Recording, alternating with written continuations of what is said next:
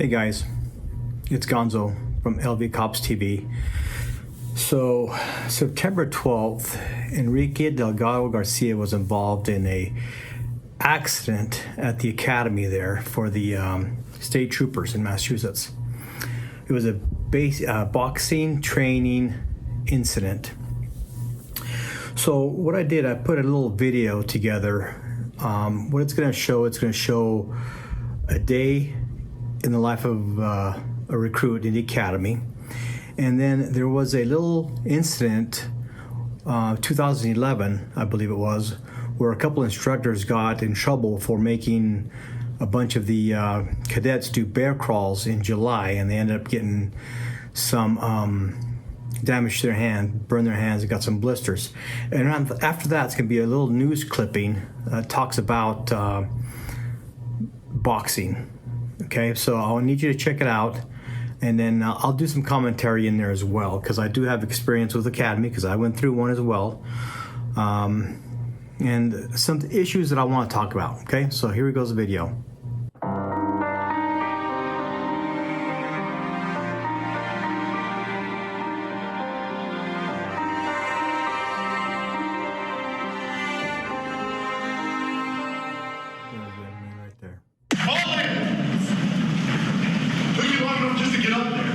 Wake up 5 o'clock in the morning, you have a few minutes, brush your teeth, shave, get your rooms ready, your bed's made up, report to PT 5:30 in the morning, and we're working as a team to get things done and be on time and everything like that. It's one of the most difficult things I've ever faced in my life. We're released from PT at 6:45. We have time to shower, touch up our racks a little bit, be back lined up in the stairwell, marching in the breakfast at 7 o'clock in the morning.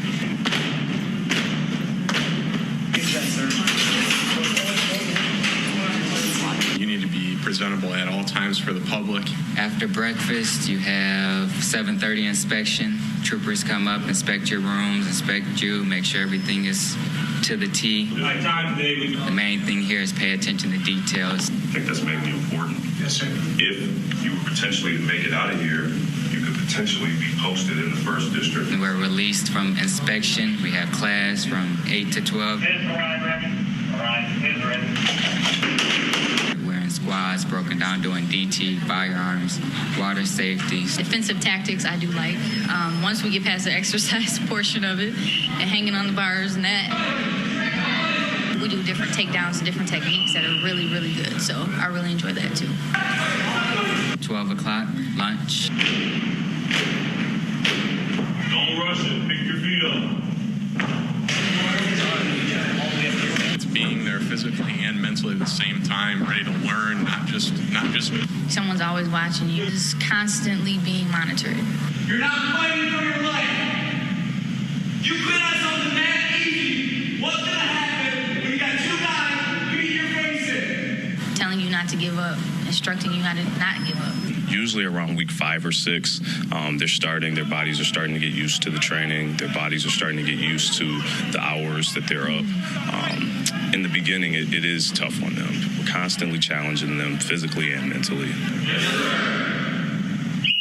If you're not really extremely strong mentally, you're not going to make it here. We're all here trying to be the best we can be to serve the community. Let me speak about the academy. Our academy here in Las Vegas, it was 23 weeks long. The difference was that we could go home after every night. We had to be there at the crack of dawn. We had to be there like 4:30, 5 o'clock. And it's stressful. It really is stressful because they're trying to put so much information into you in such a short period of time that by the time you graduate the academy, you should have enough experience that you would have as a 1-year officer on the streets, okay?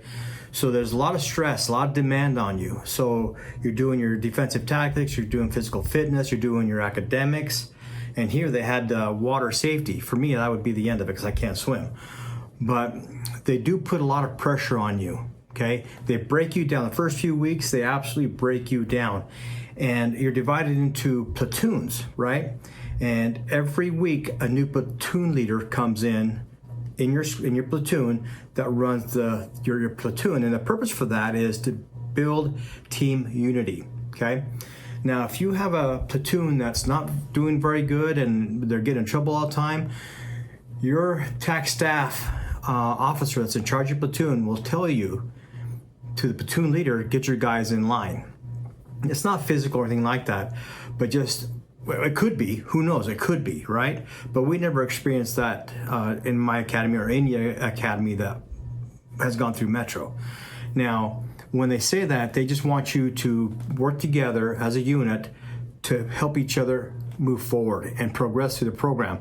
They don't want to fire you by any means, but they will if you're not performing to standards, because they invest a lot of money in the TAC staff and the training of the new recruits, okay?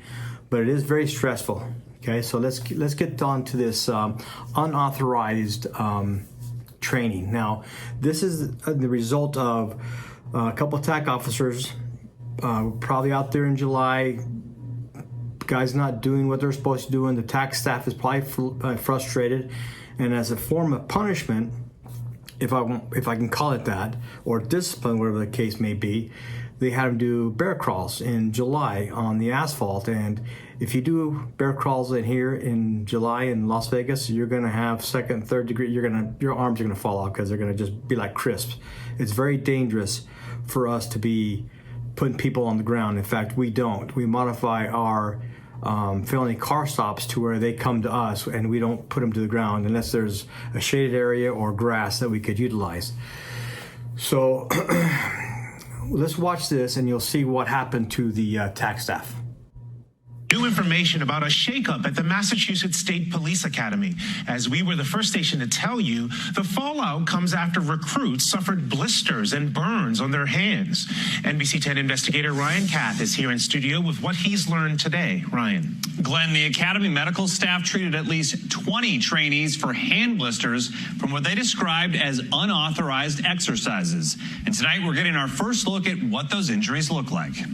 The NBC 10 investigators exclusively obtained this photo showing one recruit's blistered hand, the result of trainees doing bear crawls across hot pavement at the State Police Academy in New Braintree. The state police told us the bear crawls were not authorized as part of the training curriculum, added no value to the training, and contradicted the expectations that command staff explicitly conveyed to Academy staff. After learning of the incident, Colonel Christopher Mason removed 2 Academy drill instructors who supervised the unauthorized exercises, removed and replaced the commandant and executive officer responsible for overseeing day-to-day operations, and launched an internal investigation. State police say doctors are evaluating a recruit who... Okay. So they acted quickly in punishing the people involved in conducting that unauthorized training, okay? Because it's a liability. You know, the State Troopers Academy, they put out some big numbers, 100 of new cadets that are going through that program. So they need to make sure that they take care of them. Now, one thing I was going to say about your guys' academy is that you guys have barracks. They stay there for the 22 weeks that they're there. So, and let me say this, and this was kind of like my situation. When I was going through the academy, I wasn't the smartest person in my academy, but I made up for it with my physical ability, my defensive tactics, and everything else that I could make up. And gradually, I got better and better in the academics. I was 34 years old when I went through the academy, so I was a little bit long in the tooth. So my study skills weren't there, but I got them to where I could get them, and I passed. And 20 years later, I retired. So I did it. But when you're in that position, and you're doing your defensive tactics, you're doing your boxing, you're doing your, let me say this too, here in Las Vegas, it's the fight capital of the world, so we had to modify our defensive tactics to incorporate, jiu-jitsu or any type of UFC type of fighting skill. So we have to modify ours to be a little bit more aggressive, because fight capital of the world, we're going to fight some people that, especially when you get the beer in you and you get that liquid courage, one guy will fight 3 or 4 guys. And if you have a really good UFC fighter, it'll take 3 or 4 cops to subdue this guy with the minimal force necessary to accomplish the task, okay? So But getting back to your guys' academy, it's a barrack. They stay there for the 22 weeks. Is the staff there as well? Who supervises these guys when they're at night, getting their studies done or whatever they're doing? So I hadn't experienced that. One of my guys from that I work with was a NHP state trooper, and they did the same thing. They stayed at the facility for the extent of the 22, 23 weeks. So now this next little clip here is, I think, one of the first reports that came out when Enrique was hurt. So let's take a look at this. Critically injured and became unresponsive during a training exercise. Now, last night, the I-team broke the story that the cadet was hurt during a boxing exercise. And as WBZ's Tiffany Chan reports tonight, boxing is a routine part of the state police training program.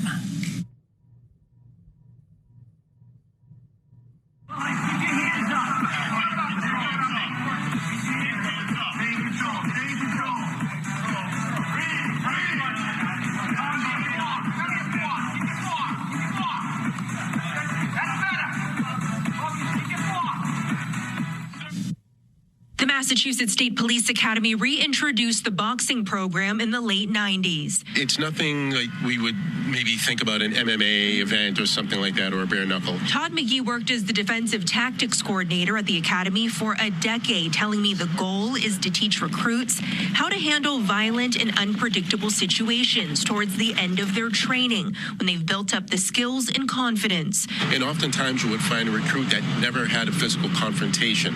So one of the goals was to be able to put a trainee in a controlled environment with conditions and have them go through an experience where it would test their internal fortitude. WBZ's I-team broke the story Thursday of a state police trainee who was critically injured during a boxing training exercise at the academy in New Braintree. McGee says it's devastating, given the safeguards he put in place to prevent injuries. Trainees are paired based on size and ability, and those with boxing experience cannot participate. 16-ounce gloves, headgear, some type of groin protection, someone monitoring, making sure that the combatants are that they are engaged in something that is controlled.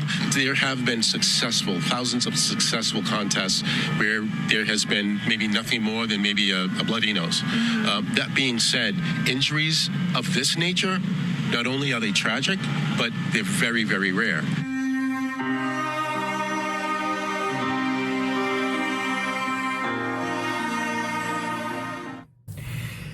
Dang, that's crazy. So I wrote a couple things down.